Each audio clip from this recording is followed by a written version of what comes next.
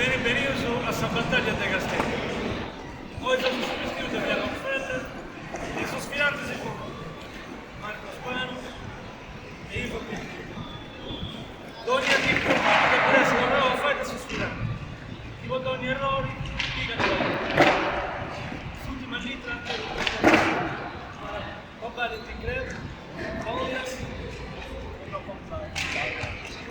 Os pontos dos assegnos da árbitro Gianluca e muito morto.